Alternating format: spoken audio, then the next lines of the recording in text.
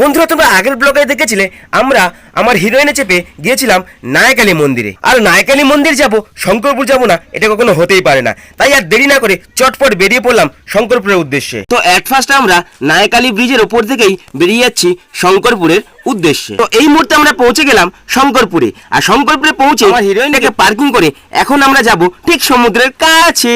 শঙ্করপুরে বন্ধু আর কাকু আসেনি, এসেছিলাম আমরা 3 ভাই। তো তাই জন্য চটপট করে চলে এলাম সমুদ্রের কাছে। আর সমুদ্রের কাছে এসে দেখো আমার বড় ভাই ভিডিও করতে শুরু করে দিয়েছে। শুধু ভিডিও নয়, ও ফটো তুলতেও অনেকটাই ব্যস্ত হয়ে পড়েছে। এরপরে এত গরম আমরা সহ্য করতে না পেরে চটপট চলে গেলাম আইসক্রিম আনতে। আইসক্রিম নিয়ে এসে আমরা এখন চেটে পুটে খাওয়া শুরু করে দিয়েছি। শুধু আইসক্রিম না, এই গরমে আমাদের সাথে ছিল বড় বড় কোল্ড ড্রিঙ্কসের ডাব্বা আর এত বড় বড় গাইস চিপসের প্যাকেট। আর গাইস ওরা আমাকে একটা চিপস দেয়নি।